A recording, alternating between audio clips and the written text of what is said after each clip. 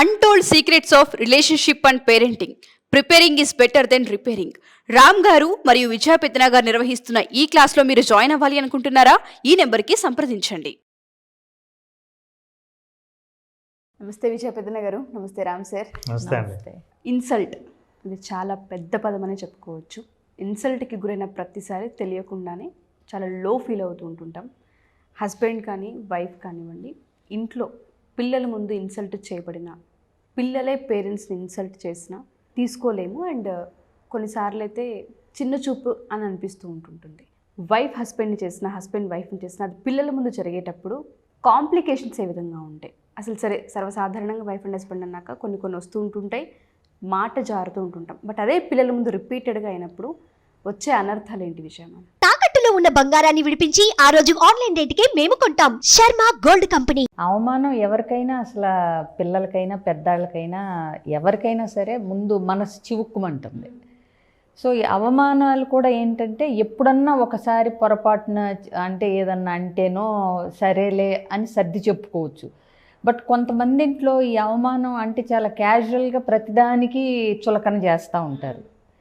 So అలాంటప్పుడు ఏంటంటే భార్యాభర్తలు ఇద్దరికి ఒకళ్ళ మీద ఒకళ్ళకి ఆ ఎఫెక్షను ఇలాంటివి తగ్గి మనసు విరిగిపోవటం అంటారు. అంటే ఏంటంటే ఆ తర్వాత చేసే వేటి మీద వాళ్ళకి ఇంట్రెస్ట్ ఉండదు.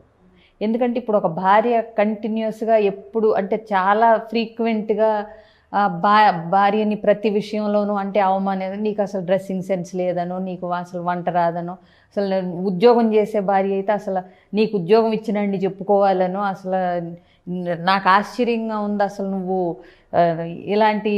ఇట్లా ఇంట్లో ఉండే నువ్వు అసలు ఉద్యోగం ఏ రకంగా చేస్తున్నావో నాకు అర్థం కావట్లేదు, బయట అంటే ఎలా నెట్టుకొస్తుందో అని. సో ఇట్లా అవమానిస్తున్నప్పుడు ఏంటంటే విన్న తర్వాత ఇక వాళ్ళకి మనసు ఒక రాయిలాగా అయిపోద్ది. అంటే వీళ్ళకి ఏం చేసినా మనం నచ్చదు అన్న దాంతో ఏం చేస్తారంటే ఏది చేసినా ఇక అందులో ఇప్పుడు ఒక తల్లి, ఒక భార్య, భర్త అయినా చేసే పనిలో ఒక అంటే పాజిటివ్ వైబ్రేషన్స్ ఉంటాయి. మనం చెప్తామంటే ఇప్పుడు ఇంట్లో అమ్మ పెట్టేది ఎందుకు బాగుంటుంది? కొసరి ప్రేమగా పెడుతుంది కాబట్టి బాగుంటుంది. అంటే అందులో మనం ఎట్లా చెప్తాం? అందులో ప్రేమ కలిపి ఉంటుంది కాబట్టి బాగుంటుంది అంటాం. సో ఇక ఈవిడ భర్తకి చేసే ఏ పనుల్లోనూ ఆ ప్రేమ రంగరింపు అనేది ఉండదు. అర్థమైందా? ఇక మెకానికల్గా అంటారు చూడండి, వండాలా అక్కడ వండి అక్కడ పడేసామా అన్నట్టే. ఇకపోతే కొంతమంది భార్యలు కూడా భర్తను అవమానిస్తూ ఉంటారు. ఏది పట్టించుకోరనో, లేకపోతే సంపాదన సరిగ్గా లేదనో, చేత కాదనో, ఎల్లారావు పుల్లారావు అలా సంపాదించారు, నీకు సంపాదించడం కుదరట్లేదనో. భర్తలు ఏం చేస్తారంటే స్లోగా డిస్ట్రాక్ట్ అయిపోతూ ఉంటారు. సో ఇంటికి ఆఫీస్ అయిన తర్వాత ఇంటికి వెళ్ళాలంటే వెళ్ళినా ఏముందిలే, ఇప్పుడు ఇంటికి అంత త్వరగా వెళ్ళాల్సిన పనే ఉంది, కాసేపు ఎక్కడికో వెళ్ళి ఏదో చేసి కాలక్షేపం చేసి ఇంటికి వెళ్ళాలి అన్న ఒక భావనలోకి వచ్చే అవకాశాలు కూడా ఉంటాయి. సో ఈ అవమానం ప్రతిసారి పెరిగిపోతున్న కొద్దీ అది కూర్చుని కమ్యూనికేట్ చేసి నువ్వు మాట్లాడే విధానం వల్ల నాకు ఇలా అనిపిస్తుంది అనేది గనక కమ్యూనికేట్ ఎర్లీ స్టేజెస్లో చేయకపోతే కనుక ఒకళ్ళకొకళ్ళు ఎమోషనల్గా అంటే మానసికంగా దూరం అయిపోతారు. ఇక వాళ్ళని పట్టి ఉంచేది పిల్లల కోసమనో సమాజం కోసమనో ఏదో తప్పితే స్లోగా అందులో ఒక భార్యాభర్త మధ్య ఉండాల్సిన ప్రేమ, అభిమానం, గౌరవం ఇవన్నీ పోయి కొంతమంది ఏమో సెల్ఫ్ కాన్ఫిడెన్స్ తగ్గిపోయి అదొకలాగా అంటే మెకానికల్గా అయిపోతారు. కొంతమంది ఏమో తిరగబడతారు. అంటే ఇక ప్రతి దానికి కొంతమంది ఇంట్లో చూడండి ప్రతి దానికి రచ్చే, అంటే ప్రతిదానికి ఆర్గ్యుమెంటు, డిస్కషను, ప్రతిదీ ఏంటంటే ఇక ఒక్కొక్కళ్ళు ఒక్కొక్క రియాక్షన్ చూస్ చేసుకుంటారని చెప్పి ఇక ఏదన్నా సరే ఇక ఎదురు తిరగబడి మాట్లాడటం స్టార్ట్ చేస్తారు. అంటే ఈ అవమానానికి గురయ్యే వాళ్ళు కొంతమంది ఏమో సప్రెస్ చేసుకుని డిప్రెషన్లోకో యాంగ్జైటీస్ అట్లా వెళ్తారు. కొంతమంది ఏమో ప్రాపర్గా కమ్యూనికేట్ చేసి ఇది కరెక్ట్ కాదు నాకు అనేది చెప్పగలుగుతారు. కొంతమంది రివర్స్లో తిరగబడినప్పుడు ఈ డిస్కషన్లు, అదే డిస్కషన్ అనందాన్ని ఆర్గ్యుమెంట్లు, అరుచుకోటాలు, పోట్లాటలు, ఇలా యుద్ధ వాతావరణమే ఉంటుంది తప్పితే ఇద్దరు కలుసుకున్నాక భార్యాభర్తలు అక్కడెక్కడ సామరస్యం కానీ ఏది ఉండదు. ఈ అవమానాల వల్ల అయితే సాధించేది ఏమి ఉండదు. అరుచుకోవడాలు, ఆర్గ్యుమెంట్స్ చాలా పెద్దగా జరుగుతుంటుంటాయి. ఇంట్లో ఉన్న వస్తువులతో సహా డ్యామేజ్ అయ్యే సిచ్యుయేషన్స్ కూడా మనం చూస్తూ ఉంటుంటాం.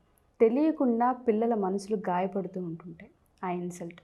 ఇదే కరెక్ట్ పద్ధతేమో, ఇలా జరిగినప్పుడు తిరగబడాలేమో, కూర్చొని మాట్లాడుకోవడం అనేది ఒక పరిష్కారం అని పిల్లలకి అర్థమవుదు.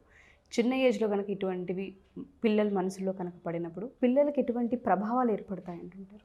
అవమానం అనే ఇన్సల్ట్స్ అనే మాట ఇప్పటిదే కాదండి, మన చరిత్ర గతినే మార్చేసింది ఈ అవమానం అనేది. మహాభారత యుద్ధానికి కారణం దుర్యోధనుడు కాలు జారి మయసభలో పడితే ఆ ద్రౌపది గట్టిగా నవ్విందని అవమానం ఫీల్ అయిన ఆయన యుద్ధాన్నే ప్రకటించాడు. మహాభారత యుద్ధానికి దారితీసింది. చాణక్యుణ్ణి అవమానించారని తన జుట్టు ముడేసుకోకుండా తన శబదం తీరేదాకా చరిత్రలో అది పెద్ద సంఘటన అయిపోయింది.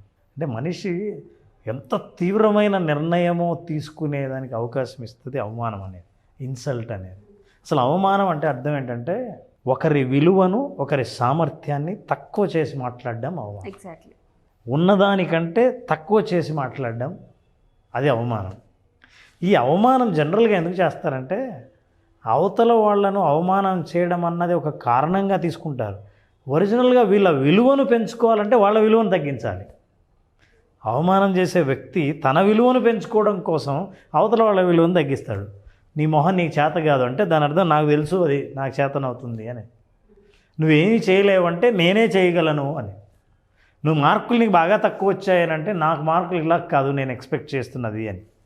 ఎప్పుడైతే అవతల వాళ్ళ విలువను తగ్గించారో, తగ్గిస్తూ మాటలు మాట్లాడారో, అవతల వాళ్ళ మనసు చివుక్కుమన్నప్పుడు మీరు ఏ ఉద్దేశంతో ఈ మాట మాట్లాడారో ఆ ఉద్దేశం నెరవేరే అవకాశం ఏమాత్రం లేదు. ఎందుకంటే మీరు అవమానం చేసిన తర్వాత మీ పట్ల శత్రుత్వం పెరుగుతుందే తప్ప. అయితే ఇది అవమానం కాదని సమర్థించుకునే అవకాశం ఉంది చాలామంది. అవునండి నేను ఇట్లా చెప్పకపోతే, నేను చెప్పకపోతే ఎవరు చెప్తారు అంటుంటారు. యాక్చువల్గా it is a poison in the name of love అని అంటారు. చాలామంది పేరెంట్స్ తెలియకుండా విషాన్ని పిల్లలకి తెలియకుండా అమృతం అని పంచుతూ ఉంటారు. కానీ ఇది చేసే ప్రమాదం లోపల ఎలా ఉంటుందని తెలుసుకోవడం ప్రతి తల్లిదండ్రులకి చాలా అవసరం ఉందండి. ఎప్పుడైతే మీరు విలువను తగ్గించారో అవతల వాళ్ళు, ఈ భావన క్యారీ చేసిన వాళ్ళు బయట ఎక్కడైనా సరే తన సామర్థ్యం ఉన్నా నాకు లేదని అనుకుని మీరు తగ్గించి మాట్లాడారు కదా. ఫర్ ఎగ్జాంపుల్ సుబ్రావుని వాళ్ళ నాన్న చిన్నప్పటి నుంచి నీకేం చేత కాదు, నువ్వు పనికిరావు, నీ వల్ల కాదు అని అంటూ రేపు ఎప్పుడో ఫ్రెండ్స్ బాగా పెద్ద అయిన తర్వాత, చదువుకున్న తర్వాత, సర్టిఫికేట్ వచ్చిన తర్వాత జాబ్కి అప్లై చేస్తున్నప్పుడు వాళ్ళ నాన్న మాటలు గుర్తొస్తాయి, నా వల్ల కాదు, నా చేత కాదని. ఇదే అనుకొని దీన్నే అఫర్మేషన్స్గా క్యారీ చేసి ఇంటర్వ్యూకి వెళ్ళినవాడు, ఇంత నెగిటివ్ మైండ్ సెట్తో ఇంటర్వ్యూకి వెళ్ళినవాడు ఏం సెలెక్ట్ అవుతాడు? సో ఫెయిల్ అవుతాడు. నేను చెప్పలేదా నా వల్ల కాదని? అసలు మీరు చెప్పింది కాదు, అది ఎవరో ఎప్పుడో అవమానిస్తూ మాట్లాడిన మాటల్ని వాళ్ళ జీవితంలో వాళ్ళు క్యారీ చేస్తారు. ఇలా ఏ తల్లిదండ్రి అయినా మీ పిల్లల భవిష్యత్తులో మీరు చేసిన అవమానం, వాళ్ళ డ్యామేజ్ని వాళ్ళతో పాటు క్యారీ చేయాలని అనుకుంటే మీరు అవమానించండి. ఏం లేదు, అవమానం అనేది ఏదంటే వాళ్ళు విలువ లేదనే విషయాన్ని వాళ్ళకి గుర్తు చేస్తూ మీరు మాట్లాడే ప్రతి మాట అవమానమే. వాళ్ళని తక్కువ చేస్తూ మాట్లాడేది ప్రతిదీ అవమానమే. అది అవమానంలా కనిపించకపోయినా సరే. కాబట్టి మీరు రెస్పెక్ట్ దేర్ క్యాపబిలిటీస్, అది అవమానానికి వ్యతిరేకం. మీరు ఉన్నదాన్ని నేను గౌరవిస్తాను, యాక్సెప్ట్ చేస్తాను అని ఎప్పుడైతే అనుకుంటారో అదే యాంటీడోట్ టు ద ఇన్సల్ట్. మీరు ఏదైతే అవమానం అనుకుంటున్నారో అవమానానికి appreciation is the right word. దాని వ్యతిరేక పదం మెచ్చుకోవడం. ఉన్నదాన్ని మెచ్చుకుంటే, మీరు ఉన్న విలువను మెచ్చుకుంటే దాన్ని పెంచుకోవడానికి ప్రయత్నిస్తారు. దేన్నైతే విమర్శిస్తారో దాన్ని తుంచుకోవడానికి ప్రయత్నిస్తారు. సో మీరు వాళ్ళ విలువ పెరగాలంటే ఉన్న వాటిని అప్రిషియేట్ చేయండి, విలువను పెంచుకుంటారు. ఇందాక మీరు ఒక మాట అన్నారు సార్, వైఫ్ అండ్ హస్బెండ్ ఎప్పుడైతే ఇట్లా ఒకరినొకరు అవమానించుకుంటూ వెళ్ళిపోతూ ఉంటుంటారో బద్ద శత్రువులు అయ్యే అవకాశం కనిపిస్తూ ఉంటుందని చాలా సందర్భాల్లో ఫ్యామిలీలో మనం చూస్తే ఉన్నారంటే ఉన్నారన్నట్టే ఉంటుంటారు. పేరెంట్స్ ఇద్దరికి మాటలు కూడా ఉండవు. పిల్లలకి ఆ ఎక్స్ప్రెషన్స్కి ఏం చెప్పాలో అర్థం కాని పరిస్థితి, అదొక ట్రామాలా అయిపోతూ ఉంటుంటుంది. అది పిల్లలు ఫేస్ చేసిన సందర్భాలు కొన్ని ఉంటుంటాయి. పేరెంట్స్ ఇద్దరు బాగున్నా పిల్లల్ని అవమానించడం, నీకు చేత కాదు, నీ వల్ల కాదు, నువ్వు అందులో ఎక్సెల్ అవ్వలేవు, నువ్వు సాధించలేవు, ఇలాంటి వాటికి గురి కాబడుతూ ఉంటుంటారు పిల్లలు. మన క్లాస్ వాళ్ళకి పర్సనల్గా కనుక తీసుకుంటే ఇవి బయటికి చెప్పుకోలేరు. వాళ్ళవి మా ఫ్యామిలీలో రెగ్యులర్ లైఫ్లో ఇవి ఉన్నాయని చెప్పుకోలేరు. వాళ్ళు ఇండివిజువల్గా వచ్చి మాట్లాడలేరు, కొన్ని ఓపెన్ అయి కమ్యూనికేట్ చేయలేరు. అలా కమ్యూనికేట్ చేయలేని వాళ్ళకు కూడా మన క్లాస్కి అటెండ్ అవుతే ఎటువంటి బలాన్ని చేకూర్చే అవకాశం ఉంటుంది అంటారు? క్లాసులో టూల్స్ ఉంటాయి, యాక్టివిటీస్ ఉంటాయి. ఏది తెలియకుండా చేస్తున్నారో, ఇప్పుడు తెలిస్తే అందరూ కరెక్ట్ చేసుకోవచ్చు. సో కొన్ని మనం తెలియకుండా మాట్లాడే విధానంలోనే తప్పులు అన్న పెద్ద మాట అవసరం ఉన్నా లేకపోయినా కొంచెం అంటే కరెక్ట్ చేసుకుని సరిగ్గా మాట్లాడాల్సిన విధానాలు అయితే ఉన్నాయి ఇప్పుడు పిల్లలతో కానీ ఎవరితో అయినా. అందులో ఒకప్పుడు కంటే పేరెంటింగ్ అనేది ఇప్పుడు ఒక ఛాలెంజింగ్ టాస్క్ అయిపోయింది. అవును. సో ఖచ్చితంగా పేరెంటింగ్ కూడా ఇప్పుడు తల్లిదండ్రులు నేర్చుకుని చేయాల్సిన పరిస్థితి వచ్చేసింది. Every parent is unique. ఇలాగే చేస్తేనే కరెక్ట్, ఇలా చేస్తేనే కరెక్ట్ అనేది మనం ఎవరికి ఏది లేదు. కాకపోతే పిల్లల్ని బట్టి కొన్నిసార్లు, సందర్భాన్ని బట్టి కొన్నిసార్లు చెప్పాల్సిన విధానాలని మనం చెప్పే విధానాలను మార్చుకోవాలి. సో ఇలాంటివన్నీ అంటే ఎలా చెప్తే వాటి కాన్సిక్వెన్స్ ఏ విధంగా ఉంటుంది అనేది పేరెంట్స్కి తెలియదు. సో ఇలా మాట్లాడితే ఇలా ఉంటుంది, ఇలా మాట్లాడితే ఇలా ఉంటుంది ఎఫెక్ట్ 90%. అలా కూడా 100% ఒక చైల్డ్కి ఒకే విధంగా ఉంటుందని కూడా ఏం చెప్పలేం. బట్ మన ప్రయత్నం ఏంటంటే any type of betterment to an extent, ఎక్కువ పర్సంటేజ్కి బెటర్మెంట్ని ఇచ్చే విధంగా కమ్యూనికేషన్స్ కానీ, జనరల్గా మాట్లాడకూడని విధానాలు కానీ, చెయ్యకూడని అంటే కమ్యూనికేషన్ స్టైల్స్ కానీ, ఇలాంటివన్నీ రిలేషన్షిప్లో ఉన్న వాళ్ళైనా, ఆల్రెడీ టీనేజ్ పిల్లలతో లేదా చిన్న పిల్లలతో మాట్లాడే వాళ్ళకైనా ఎలా మాట్లాడితే ఎలా అర్థం చేసుకుంటారు అనే ఒక ప్రాసెస్ని కనుక చెప్తే ఎంతో కొంత ఒక అవగాహన అనేది వస్తుంది పేరెంట్స్కి. సో ఆ అవగాహనని కొంతవరకన్నా క్రియేట్ చేయగలగాలి అనేదే ఈ సెషన్ యొక్క ప్రయత్నం. మేడం చెప్పినట్టుగానే చాలా సందర్భాల్లో ఆ స్పేస్ అనేది ఎక్కడో తెలుసుకోలేకనో, ఆ బౌండరీస్ని సరిగ్గా లేకపోవడం వల్ల డ్యామేజ్ ఖచ్చితంగా జరుగుతూ ఉంటుంది. ఎప్పుడైతే డ్యామేజ్ మనం చూస్తూ ఉంటామో, మూడో వ్యక్తి వల్ల క్రియేట్ అయ్యే ప్రాబ్లం ఉంటుందో జీవితాల్లో తెలియకుండానే ఒక నెగిటివ్ షేడే ఉంటుంది. ఉన్నాడంటే ఉన్నాడు, ఉంది అంటే ఉంది, ఇంకా ఆ పర్సన్ మారదంటే మారదని ఒక ముద్ర వేసేసుకుంటూ ఉంటారు. అలాంటి వాళ్ళు ఎవరైనా సరే, మాకు ఇది చాలా ప్రాబ్లమేటిక్గా ఉంది, లైఫ్ లాంగ్ మోయాలంటే కష్టంగానే ఉంది, పిల్లల కోసం అడ్జస్ట్ అవుతున్నాం, సమాజంలో పరువు కోసం అడ్జస్ట్ అవుతున్నాం అనే వాళ్ళు ఉంటుంటారు. అలాంటి వాళ్ళకు ఒకసారి మన క్లాస్కి అటెండ్ అయితే రిలీఫ్ ఏ విధంగా ఉంటుంది అంటారు సార్? ఇప్పుడు ఫర్ ఎగ్జాంపుల్ నేను మీతో ఒక విషయం చెప్పిన తర్వాత మీరు విన్నారనుకోండి, ఇదే విషయం నేను 10 మందికి ఆల్రెడీ చెప్పేశానని తెలిస్తే నేను మీకు ఎంతవరకు ఇంపార్టెన్స్ ఇచ్చానో చెప్పక్కర్లా. మీరే కదా నాకు అందరూ ఇంపార్టెంట్, లేదా మీరు కామన్ అని అయిపోయినట్టు. అట్లా భార్యాభర్తలు పరిధులు నిర్ణయించడంలో మన ఇద్దరికీ కలిపిన ఒక పరిధి, ఇందాక విజయ గారు చెప్పినట్టు పరిధిలో మన ఇద్దరు కలిపి ఒక పరిధి, మన ఇద్దరికి ఒకరికి ఒక పరిధి. ఇది ఎలా నిర్ణయించుకోవాలి?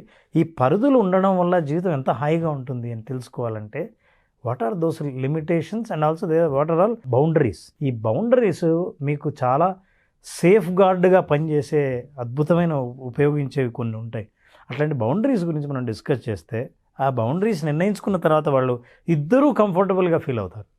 అలాంటివి తెలుసుకోవాలంటే ఖచ్చితంగా మార్చి 10వ తారీఖున మనం untold secrets of relationship and parenting అనే ప్రోగ్రాంలో నేను విజయ గారు ఇద్దరం ప్రోగ్రాం కలిపి చేస్తున్నాం.